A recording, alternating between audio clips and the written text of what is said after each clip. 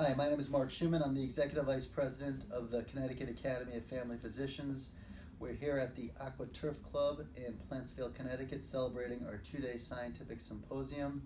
And we're honored as our guest speaker from the AAFP to have Dr. Alan Schwartzstein. Dr. Schwartzstein is from Oregon, Wisconsin, and he was just elected Vice Speaker of the American Academy of Family Physicians. Dr. Schwartzstein, thank you for coming today. Thank you, Mark, for having me. What prompted you to get involved in your academy, both locally and now nationally?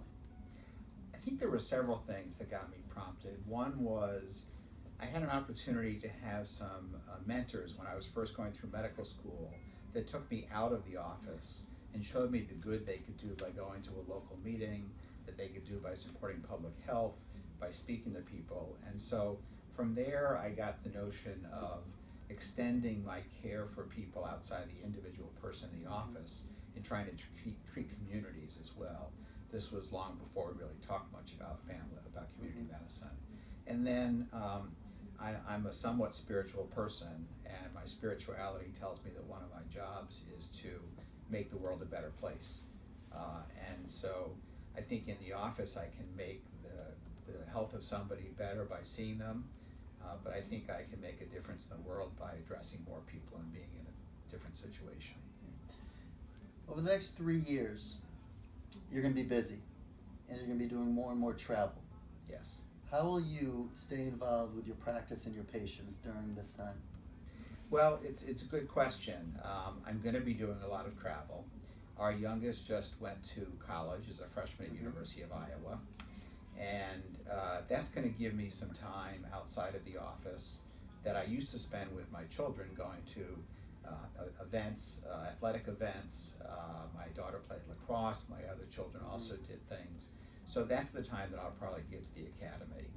I have made arrangements with my group before I ran for office to make sure they would support me and give me the time off. And then I will preserve the time for my wife, for contacting my kids who are often out of the house, and my patients will still always come first. What do you see as the ongoing role for AFP state chapters? Well, state chapters have a different role, I think, than the National American Academy of Family Physicians. We have a very diverse geographic population when it comes to family physicians and the issues that go on in different states. The issues that doctors in Connecticut face are different than the issues that doctors in Wisconsin face and other states. And the state chapters are right there on the ground, so they can understand what it is that their constituents, their members need, what help they need with helping take care of their patients and deliver it. The academy nationally has to be a little bit of everything for everybody. And I think that's a great resource because there's a lot of information the National Academy has, and then the state chapter can kind of pick and choose what fits in and what works for them. What would be your message about family medicine if you were speaking to residents and students? I would say that if you like people, family medicine is the best job in the world in medicine. And in family medicine, it's about the relationships. And something I've started telling people who are family doctors, and also I would tell residents and students, is when you become a family doctor, you will be the most important doctor your patients see. You know, it's nice if you've had a heart attack to be able to see a cardiologist to get a catheterization, but it's even nicer if you can get a relationship with a physician who can help you adjust your lifestyle so you never have that heart attack in the first place. And that's the role I see with my patients. I serve my patients and try to address them in a way that helps them to make changes that will make them healthier and keep them healthier. So I think the future for family medicine is extremely bright, and I would encourage those students certainly to go into it and the residents to stay in it. Okay. If you could snap your fingers and have it done, what would you add, subtract, or improve as it pertains to the American Academy of Family Physicians? You know, I think one of the issues about being a large organization and trying to serve in so many different areas is that it's very challenging to have the information out to people as accessible as they can get it with like one click or one phone call or something. I think the Academy actually does a very good job of that, because actually if you call the Academy's toll-free number, they really know where and how to connect members, and as a member I've called them and I've had very good success. But it's still an awful lot of material, so if someone's having issues where they're trying to figure out how to cope with ICD-10, there's information there, but I would like it to be a kind of more easily available and quicker, because we're all busy in our offices, and whatever time we're going to put into adjusting to electronic health records or ICD-10 or other administrative is time taken away from our patients and our family. What would be your elevator speech to a disgruntled or prospective member? I would say to them, first of all, I would listen and ask them what's bothering them. And if they tell me what most people say at this point, which is that it's so challenging at this point in the office with all the administrativia that it's no longer fun to see patients, I would encourage them to hang in there. I assume that most people who are in family medicine went into it again because they like people who want to take care of them. And if they already have that in their minds and in their hearts, but they're disgruntled, they're unhappy, that's where we're making inroads. I believe that when the Academy started 10 or 15 years ago, becoming bold champions and actually stepping out for ourselves, I think from then till now, we've made significant progress. The problem is when you make progress and cause change, in the middle of it, it's difficult because you're used to what you do, and when you suddenly are in the middle of this change and you haven't finished it, it's the most challenging time of all. I fully believe in 10 or 15 years, life practice is going to be much better for family physicians. I think not just in the office that it's going to be easier to deal with less administrativia, but I think that they're going to be getting the respect they deserve already from other places, so that it's easier for them to understand that they are the most important physician their patient sees, and that'll bring back some of the joy of medicine. Who or what inspires you? I am inspired by other leaders of the Academy who have gone before me. There are several presidents and board members who I look to and I admire for their leadership, and I try to mentor myself after them. One is from our state, that's Rich Roberts from Wisconsin, who's a past president and speaker of the American Family Physicians. Abraham Lincoln inspires me. Albert Einstein inspires me. Not for E equals MC squared, but he actually was quite a writer and had quite a lot of great ideas about life and about people and philosophy. And so reading him, reading quotes from Abraham Lincoln, I think there's a lot in there in learning how to be a good leader. And I think being a leader is a journey, it's not a goal. You have to keep developing and learning. You may have just answered the next question with a few of the names, but if you were to have a dinner party and you can invite 6 to 8 people, living or dead, who would they be? Well, the first one would be Bruce Springsteen. First of all, I'm from New Jersey. I've always enjoyed his music, but I also get the sense from occasionally watching him in interviews that he's quite a thoughtful, interesting person, and he doesn't dominate a dining room table or an interview like he does when he's on stage with the E Street Band. The second would be Abraham Lincoln. I would listen to every word he had to say and treat it as gold. I'd like to have my parents there, in part so that they could take some direct pleasure in the achievements their son has made, and also give me more of the advice that they shared with me when they were alive, and that I still have in my head that I can reach back to whenever I have questions about things.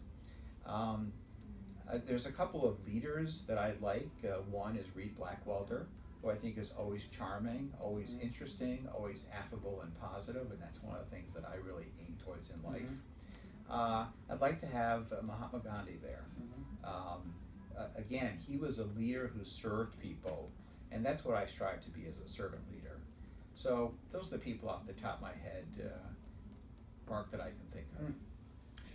What is your most prized possession? Well, that's a good question.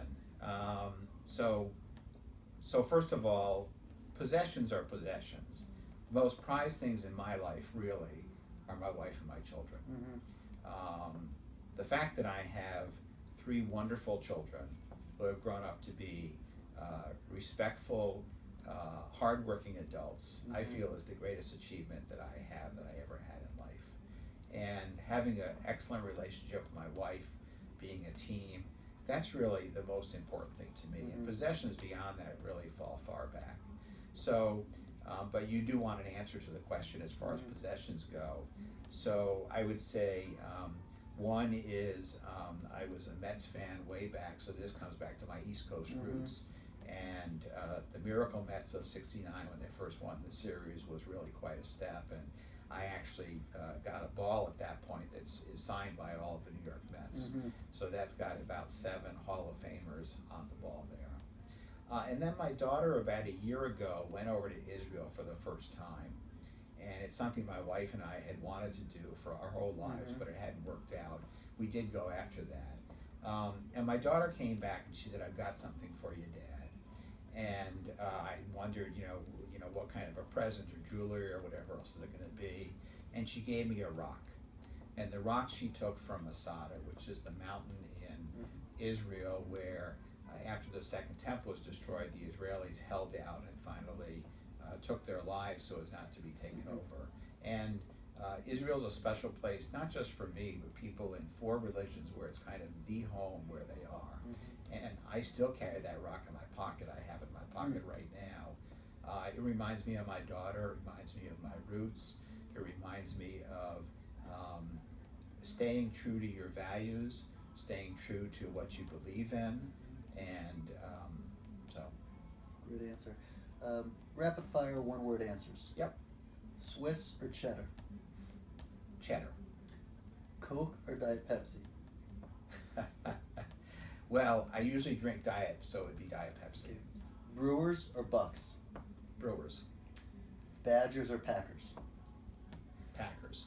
Yukon men or Yukon women? Yukon women. Okay. Describe your greatest accomplishment. My greatest accomplishment is my children. Mhm. I believe that raising the next generation is the most important job in the world. I think it's the hardest job in the world. I also believe that it's the most rewarding job in the world. And I think it's a job that every parent takes on when they decide to have a child, whether it's naturally by adoption or in any other way. And the fact that our children have turned out the way they have, I feel that's the most significant accomplishment that I have and will ever have through my life. What do you do for fun? So for fun, I watch the Packers. I've actually Mhm. gone to Lambeau Field a couple times. We have season tickets with the Badgers. I play golf. I get my money's worth on the course for the number of shots that I hit. Mhm. My wife and I watch TV every night for an hour just to kind of be with each other. And I have a garden. Mhm. I was encouraged by my patient in my first year of practice to grow a garden. This was a 92-year-old farmer who still had a 3-acre garden. And he and I had a little trouble figuring out his care, partly because I was embedded in my training and he was embedded in the real world. And after about 3 sessions, he said, Doc, you should have a garden. Gardening tells you a lot about life. And about 6 months or a year later, when I was struggling a little bit with some of the things around practice, I went ahead and tilled up some soil and put it in. And his name was Nils, and Nils was absolutely right. With a garden, the work you put into it kind of equates to some extent with the rewards you get out of it. Some crops grow well one year and some crops don't. And in life, there's some things that you succeed in and some things you don't. But it's a constant evolution, and it's a cycle, and it's a cycle of life. So I still garden, I till, my wife plants, and we both reap what's there. And that's part of how I've learned more about life. Over the next so many years, you're gonna go on an incredible journey. Yes. Representing, America's family physicians, and you're gonna work hard. You're gonna visit a lot of different states and meet different kinds of people. And I think it's important that every once in a while you just remind yourself to have some fun, because you're gonna work hard and you're gonna deserve it. You've been here at our meeting since yesterday, and you've handled yourself with class and dignity. Well, thank you. We're so happy that you're here. We're so happy that you started your journey with us, and you're going to do a great job representing the American Academy of Family Physicians. Thanks for being here. Thanks a lot, Mark. It's been a pleasure to be here. Thanks for having me.